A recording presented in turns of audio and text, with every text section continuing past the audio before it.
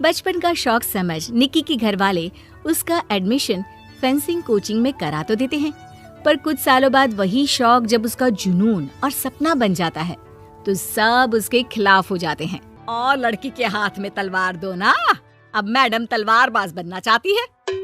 बच्ची का शौक समझ दाखिला करवा दिया, क्या पता था ये सब देखना पड़ेगा। अरे बहुत हो गई तलवारबाजी, आज से तू सिर्फ रसोई और बेलन देखेगी। पर मम्मी पापा, फेंसिंग भी फुटबॉल और क्रिकेट की तरह एक स्पोर्ट है। थोड़ी और प्रैक्टिस के बाद मुझे स्टेट, फिर नेशनल और फिर इंटरनेशनल खेलने का मौका भी मिल सकता है। निक्की की बात से भड़के हुए घर वाले आगे कुछ सुने या समझे बिना उसके घर में रहने का ऐलान कर देते हैं, जिसके कुछ हफ्तों बाद निक्की की आयुष के साथ शादी हो जाती है। ससुराल पहुंचने के कुछ दिनों बाद बहुत हिम्मत के साथ निक्की फिर वही फरियाद लिए इस बार अपनी सास के पास जाती है।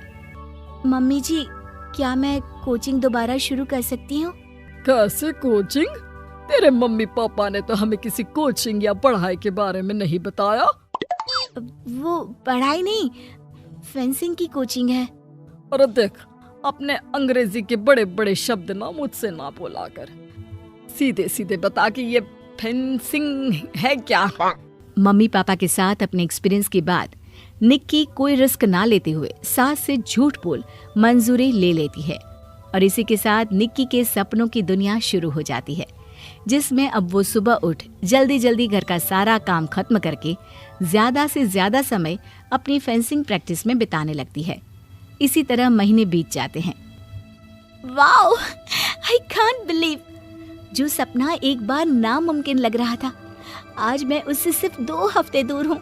निक्की, तुम बहुत अच्छा कर रही हो, बस अपने फॉर्म को खराब मत होने देना और नेशनल्स का मेडल तुम्हारे गले में आना पक्का है। इस बात को सुनकर निक्की नेशनल गेम की खुशी में झूमती हुई जैसे ही उस शाम घर पहुंचती है तो आयुष को पैर में प्लास्टर के साथ सोफे पर बैठा देख परेशान हो जाती है। ये क्या, कैसे हुआ? किसी ने मुझे फोन क्यों नहीं किया? ऑफिस से आते हुए रास्ते में किसी ने टक्कर मार दी, इसलिए बहू कल से इसके ठीक होने तक तो कोचिंग से छुट्टी ले ले, डॉक्टर ने पूरा बेड रेस्ट बोला है। पति की हालत और सास की बात से हैरान परेशान निक्की आगे कुछ बोले बिना अपने कमरे में चली जाती है। अब मैं क्या करूंगी? दोनों तरफ मेरी जिम्मेदारी है, अगर एक भी पूरी नहीं की तो लाइफ में दोबारा सुकून की सांस नहीं ले पाऊंगी। सच बता दूं क्या? नहीं, अगर इन्होंने भी घर में कैद कर लिया तो बचा कुचा मौका भी खो दूंगी। भगवान, आपने मुझे कहाँ फंसा दिया। मन ही मन ये सब सोचते हुए निक्की घर के काम और पति की सेवा में लग जाती है। इसी तरह 1 हफ्ता बीत जाता है। बहुत सोचने के बाद भी जब कोई दूसरा रास्ता नहीं दिखता तो निक्की सबको फेंसिंग की सच्चाई बताने का फैसला करती है और सास और पति के पास आती है। मम्मी, आयुष, मुझे आप दोनों से एक बात करनी है। तुम्हें भी मम्मी की तरह गैस हो गई है क्या? तू भी बूढ़ी औरत की मजाक उड़ा ले। एक दिन जब तेरे बच्चे तेरा मजाक उड़ाएंगे ना तो मैं भी उनके साथ बैठकर हंसूंगी। घर का ये हंसता खेलता माहौल देखकर निक्की आगे कुछ बोल ही नहीं पाती। तभी गोलियां चलने की आवाज सुनकर सब डर जाते हैं और कुछ आतंकवादी घर में घुसकर सबको बाहर निकाल देते हैं, जहां उनके एरिया के बाकी सब लोग भी इकट्ठा होते हैं। ये किसी भी तरह के होशियारी नहीं करेगा, हमें बस कुछ समय के लिए चुप रहने की जगह चाहिए, इसलिए अगर तमीज में रहोगे तो जिंदा बच जाओगे, और अगर मरने का ज्यादा मन हो तो अपना सीआईडी वाला दिमाग चला सकते हो। डर की वजह से कोई इसके आगे कुछ नहीं बोलता। कुछ घंटे इसी तरह आतंकवादियों की कैद में बैठे रहने के बाद निक्की की सास गुस्से में चिल्लाने लगती है। अरे तुम कल मुँहों को आम लोगों को परेशान करने के अलावा और कुछ नहीं आता क्या? मैं कहती हूँ, अरे एक एक को मेरी बद्दुआ लगेगी, कोई जिंदा नहीं बचेगा। ये अब क्या कर रही हो मम्मी? सॉरी, वो परेशान हो गई इसलिए कुछ भी बोल दिया। प्लीज इन्हें छोड़ दीजिए, अब कुछ नहीं बोलेंगी। अरे तू डरपोक की तरह इनसे माफी मांग रहा है, कुछ तो अपने पापा के गुण ले लेता। अगर आज वो यहाँ होते तो इतनी देर में सबका गला काट चुके होते। क्या मतलब? नहीं मम्मी, प्लीज दोबारा वही सब शुरू मत करना। आखिर कोई मुझे भी बताएगा कि बात क्या है? तेरे ससुर जी अपने समय के सबसे बेहतरीन और उम्दा तलवारबाज थे। कोई कितनी भी बड़ी बंदूक या कितने भी ज्यादा हथियारों के साथ उनके सामने क्यों ना आ जाए, सबको एक एक करके चित कर देते थे। वाह, ससुर जी और क्या क्या करते थे?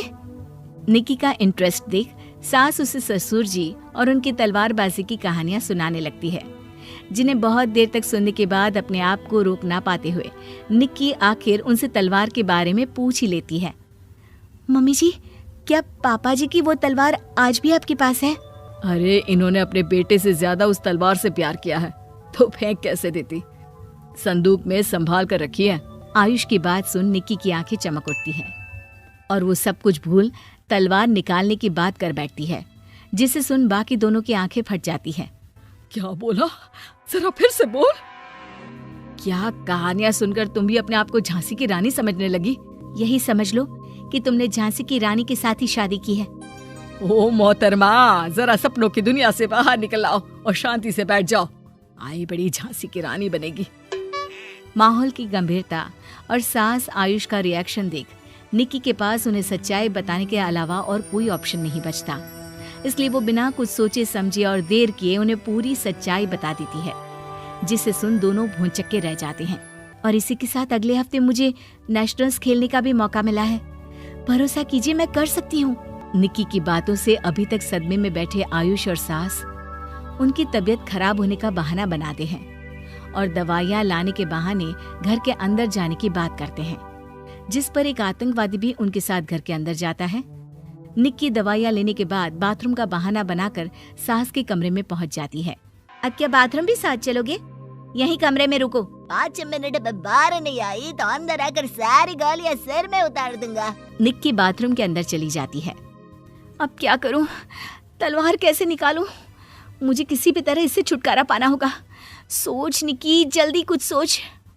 कुछ देर परेशान बाथरूम में इधर से उधर घूमने के बाद निक्की की नजर फर्स्ट एड बॉक्स पर पड़ती है और वो तुरंत उसमें से कैंची निकालकर उसे छुपाते हुए चुपचाप बाहर निकल आती है। हो गया तुम्हारा सारा नाटक खत्म, अब चुपचाप ये दवाइयाँ उठाकर बाहर चलो। ऐसा बोलकर जैसे ही आतंकवादी मुड़ता है, निक्की तुरंत उसकी गर्दन पर कैंची से वार कर देती है और उसकी बंदूक हाथ में लिए संदूक से तलवार निकालने लगती है, जिसके कुछ देर बाद वो घर के पीछे वाली खिड़की से बाहर निकलकर छुपकर एक एक करके सब आतंकवादियों पर वार करके उन्हें घायल कर देती है। अब सारे पब्लिक की कैद में आ जाते हैं। ये सब देखकर आयुष और सास के साथ सारे लोग दंग रह जाते हैं। सास का सर गर्व से ऊंचा हो जाता है। मेरी बहू सिर्फ नेशनल्स नहीं, इंटरनेशनल भी खेलेगी। हाँ।